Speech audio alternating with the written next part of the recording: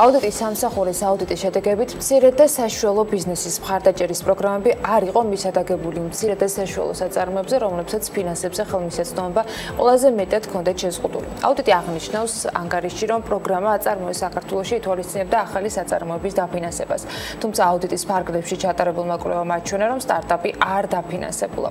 ბანკების სესხებს გასცემდნენ ისეთი ახალი საწარმოების დასაფინანსებლად, რომელთა დამფუძნებლები პარალელურად ფლობდნენ შემოსავლის მაგენერირებელ სხვა კომპანიებს, ანუ სტარტაპებზე სესხები გაიცემოდა მხოლოდ სხვა ბიზნესის უზრუნველყოფით. რაც შეეხება საპროცენტო განაკვეთს, ევროპის საინვესტიციო ბანკის კვლევამ დაადასტურა, რომ გამოკითხული კომპანიების 31% კრედიტზე შეზღუდული წდომის მქონია, მათგან 30% საბანკო დაწესებულებებმა უარი უთხრეს კრედიტის გაცემაზე, ხოლო 70%-დან უმეტესობას საკრედიტო განაცხადის გაკეთება არ უცდია მაღალი საპროცენტო განაკვეთის მოლოდინის გამო.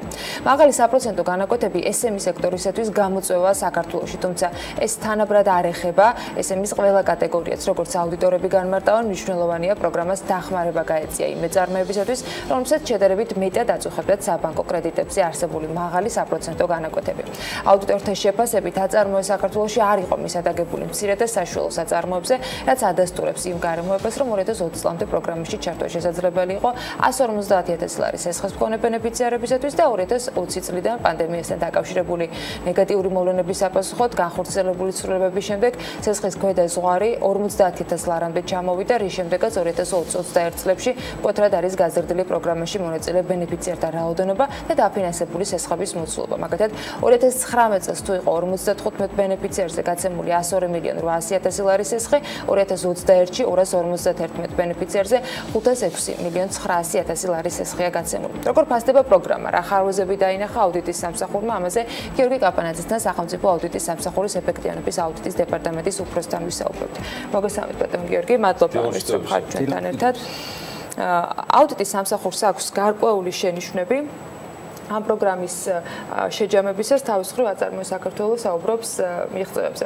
მოდი საერთო ჯამში თქვენი ხედვა მინდა რომ გითხრათ, რის მიხედვით შეფასდა აუდიტის სამსახურის მხრიდან აწარმოეს პროგრამები და ის კრიტერიუმები, მათ შორის რაც მე ჩამოთვალე, რაც შეფასებებში იყო, რამდენად იყო თავად აწარმოეს მხრიდან განსაზღვრული, როგორც შესასრულებელი კრიტერიუმი. მადლობა დილამ შვიდობის კიდევ ერთხელ, მადლობა მოწვევისთვის. რაც შეეხება თქვენს კითხვას, ძირითადად კრიტერიუმებთან დაკავშირებით შეთანხმებული არის, რა თქმა უნდა, აწარმოესთან ჩვენი გავლილი საკითხები, მათ შორის კრიტერიუმების ნაწილში თუ აუდიტი რას იყენებდა, თუმცა ყოველთვის არ გვაქვს ერთი და იგივე საკითხზე ბუნებრივია ერთი და იგივე მოსაზრება. ამაში რა იგულისხმება?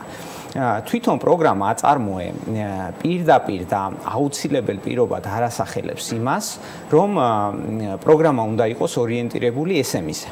ანუ ამბობს რომ უნდა ეს ვიკითხე, ანუ აწარმოე საქართველოს თუ თავში განსაზღვრული ქონდა რომ სტარტაპები და SME სექტორი უნდა დაეფინანსებინა და ამას ვერ უპასუხა, ეს სხვა საკითხია და თუ ეს მიზანი არ ქონია, სხვა კი ბატონო.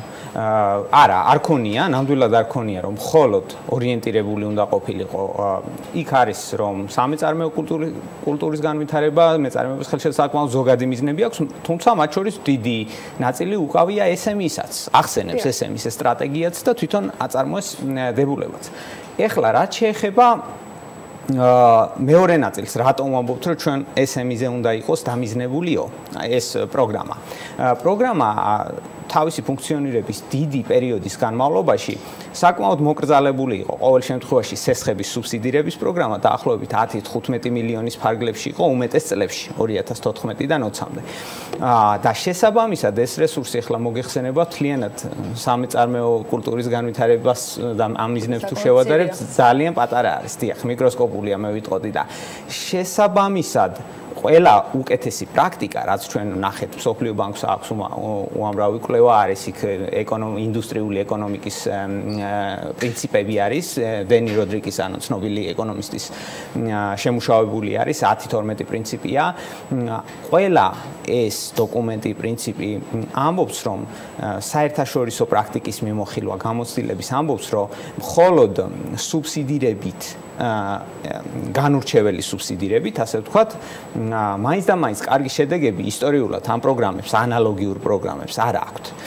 ეს პროგრამები მუშაობს კარგად, როდესაც ტარგეტირებას უკეთებს იმ კომპანიებს, რომლებიც ამა თუ იმ ფორმით არიან შეზღუდულები კრედიტზე ხელმისაწვდომობის კუთხით, ან აქვთ რაღაც განსაკუთრებული პოტენციალი, ინოვაციური ან ახალი საწარმო, რაღაცა, რომელსაც გარეგანი დადებითი ეფექტები იქნება ეკონომიკაზე, იმათი გამორჩევა თუ შეძლო სააგენტოებმა და მათ მოახვედრა, ესე ვთქვათ. თუმცა როდრიგი საერთო სტიმულირებაზეც ბევრს მიუთითებს ეკონომიკისა, მე არ ვამბობ სუბსიდირების ზომაწოვნის აუწონლად, მაგრამ ჩვენ ვლაპარაკობთ გიორგი და მეთანხმებით ეკონომიკაზე, თქვენ მე პირდაპირ გეტყვით ამ ნაწილში ყველაზე მეტად გამოვარჩევდი იმ ბლოკს, სადაც თქვენ მცირე და საშუალო ბიზნესების უნიფიცირებულ განმარტებაზე მიუთითებთ. ანუ ვიდრე აწარმოე საქართველოსამდე მივალთ, ჩვენ გვაქვს რეალურად არათუ როდრიგისეული განმარტება სად უნდა წავიდეს თანხები, რომელიმე წერტილო ჩვენ ვერ თანხმდებით რა არის მცირე და საშუალო ბიზნესი საქართველოში. ბანკებს აქვთ აბსოლუტურად სხვა განსაზღვრება, სრულად გეთანხმებით ამაში. 2017 წლიდან შეცვლილი არის დამოკიდებულება სტატისტიკიდან გამომდინარე და 100%-ზე მეტი მე მგონი ეს ხუმრობით კომპანიების გადასულია მცირე და საშუალო კატეგორიაში.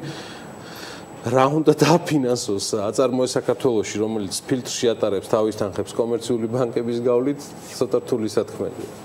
დიახ, ეხლა მე რა თქმა უნდა ბოდიში რო სხვა ტალღაზე წაგიყვანე. არა, იმის თქმა მინდოდა რომ მე რა თქმა უნდა ზოგად ეკონომიკურ პოლიტიკაში ვერ ვიტყვით ჩვენ დაუშვათ რა პოლიტიკა უნდა იყოს, ანუ როდრიკის ნაწილს პასუხობ.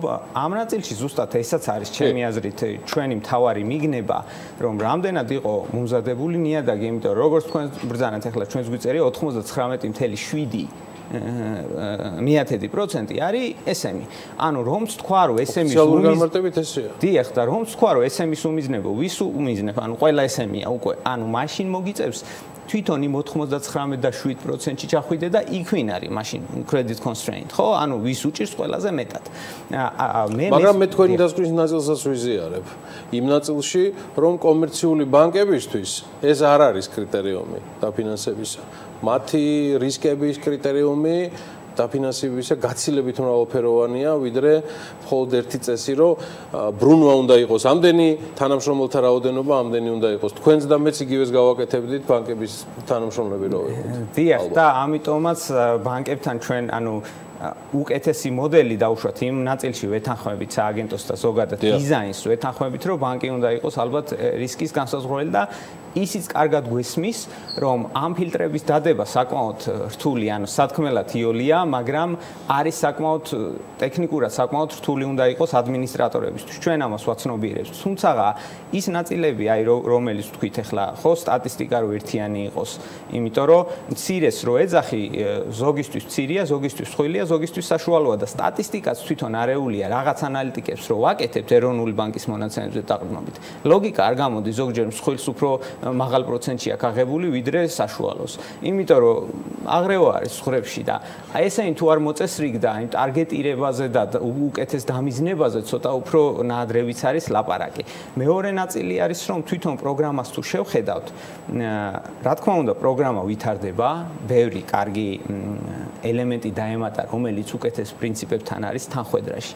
მაგრამ ჩანს რომ პროგრამა არ არის ამისთვის მომზადებული, რომ დიფერენცირებული მიდგომა ქონდეს მეწარმეების მიმართ. რას გულისხმობ ამაში, რომ თავიდან საერთოდ $150,000 დავიწყეთ, ხო? ზღვარი, რომელიც ორჯერ აჭარბებდა საშუალო სესხს მაშინდელს, რომელსაც ბიზნესი იღებდა.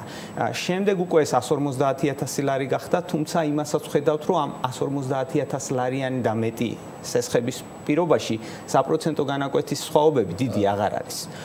და შესაბამისად, ეხლა კი ვხედავთ, რომ კოვიდის დროს ხრებმა დაიწია, კი ბატონო, ბევრ ადამიანს დავეხმარეთ ცალსახაა, მაგას ყველა მონაცემი აჩვენებს, მაგრამ ეს ხო კოვიდის გამო გაკეთდა, ანუ არ ჩანს, რომ ანალიზი იყო, რომ თქვით, რომ დაუშვათ აი SME-ს ეს ჭირდებოდა, იყო რაღაც ტალღა, რომელსაც უნდა გვეპასუხა და უპასუხეთ. აი ეს ნაწილები ხო, ჩვენი აზრით გაუმჯობესება საჭიროა. რეკომენდაციებში ცალსახად არის, რომ ზღვარი უნდა იყოს დაწეული, უნდა იყოს ფილტრები გაუმჯობესებული და იყოს უფრო მეტად ქონების არ ქონოთ, რაღაც გადაზღვევის რესურსის არ ქონე ბიზნესებისათვის წახალისების მექანიზმი ნაპოვნი და სტარტაპების ინოვაციურობის ნაწილი და აქვე აუცილებლად დავუსწრებ, ანუ საერთო სურათში რო შევხვდეთ, ანუ ინოვაციურობაზე მაგალითად ჯიტას გრანტები არის, სხვა პროექტების ნაწილში, ვთქვათ, იგივე გარემოსდაცვის და სოფლის მეურნეობის სამინისტროს აქვს, ანუ ცალკე აწარმოეს შეფასებაც, რომ ერთი კონკრეტული კომპანიისათვის აქ რესურსი არ მოიწია, მაშინ როცა უნდა, ვთქვათ, აძლევდეს, რამდენად სწორი არის, იმიტომ რომ სახელმწიფო სხვა მიმართულებებითაც აკეთებს რესურსებზე ხელმისაწვდომობას, ხო? დიახ, ეს კარგი საკითხი არის, ისეთი საკითხია, რომელსაც ცოტა ჩაღრმავება ჭირდება, იგივე ინოვაციურობის ნაწილში, სააგენტოსგან, სამინისტროსგან ბევრჯერ მივიღეთ ეს პასუხი, რომ დაუშვათ გვაქვს ჯიტა, თუმცა ჩვენი აზრით ჯიტა ცოტა სხვა რაღაცა არის, ჯიტა არის უფრო ტექნოლოგიური სტარტაპების ზე არის უფრო ორიენტირებული, ხო, რეალურად ინოვაცია რაც არის ამ სოფლიო მასშტაბით, ან უფრო ინფორმაციულ ტექნოლოგიებს, საკომუნიკაციო ამ პროგრამირებას და ესეთ რაღაცებს როცა უკავშირდება და ჩვენ უფრო როცა ვამბობთ სტარტაპს აწარმოეს ფარგლებში სტარტაპებზე როცა ვლაპარაკობთ რეპორტში განმარტებული გვაქვს ანგარიში რომ გულისხმობთ არა აუცილებლად ინოვაციურ სტარტაპს როგორც ასეთი შეიძლება საქმიანობა იყოს ან იგივე სამშენებლო მატერიალების წარმოება იყოს რომელიც ათვისებულია საქართველოში თუმცა იყოს ახალი ტექნოლოგიით რომელიც აქ არ გამოიყენება რომელიც გაზრდის პროდუქტიულობას ანუ ეს სხვა რაღაცა არის საერთოდ და არ არის ის მაღალი დონის სტარტაპები, სუპერთექნოლოგიური სტარტაპები, რომელსაც ჯიტა აფინანსებს. ასე რომ აი ამ ნაწილში გვაქვს როგორ თქვა აზრთა სხვადასხვაობა. დიახ, აზრთა სხვადასხვაობას და ჩვენი აზრით პროგრამა მთლად აი ამ სტარტაპებს ვერ ფარავს, თუმცა მე მგონი ჩვენ ცოტა ზედმეტად კატეგორიულები ვიყავით იმ ნაწილში, როდესაც თქვენ თქვით რომ საერთოდ არ დაუფინანსებიაო, ალბათ დაუფინანსებია და გვეუბნებიან რომ ბევრი მაგალითი გვაქვსო, რომ რაღაც ეწერა მე ის გავაცანი მაყურებელს. დიახ, უბრალოდ რა თქმა უნდა იქნება რამდენიმე სტარტაპი, ახლა 600 ბენეფიციარია და 800-ზე მეტი სესხია გაცემული. აქ იქნება ზოგიერთი რომელიც იქნება სტარტაპის იმ გაგებით რა გაგებითაც ჩვენ ვლაპარაკობთ თუმცა ჩვენ პროგრამას ვერ ვხედავთ რომ რამე კუთხით დიფერენცირებულია და უფრო ორიენტირებულია სტარტაპებზე და ეხლა შემთხვევითი პრინციპით რა თქმა უნდა იქნება გარკვეული წილი ესეთი კომპანიები. ჩაშლაკჭირდებათ კრიტერიუმებში მეტი. დიახ, კრიტერიუმებშიც და სააგენტოს ჩვენი აზრით ჭირდება ფილტრის უფრო გაუმჯობესება, რომ ეს. ნახოთ, იმედი მაქვს აწარმოა სააგენტოს, აწარმოა საქართველოს ეს ფილტრი უფრო მრავალფეროვანი ბანკების მიღმა, გიორგი, ამას ბრძანებთ? ახლა ბანკების ფილტრია. ფინანსური თვალსაზრისით. არა, ბანკების აბა რა ფილტრზე საუბრობთ? თლად ბანკების არა, ბანკებს რა კუთხითაც აინტერესებთ, იმ კუთხით იდეაში ფილტრავენ ამ კომპანიებს. საუბრობთ, რომ აწარმოეს შეიძლება კონდეს დაუშვათ მექანიზმი, თუ გარკვეულწილად აკმაყოფილებს კრიტერიუმებს, მაგალითად არის ინოვაციური ან ახალი ან ამ მცირე და საშუალო ოღონდ დეფინირებული მკაცრად.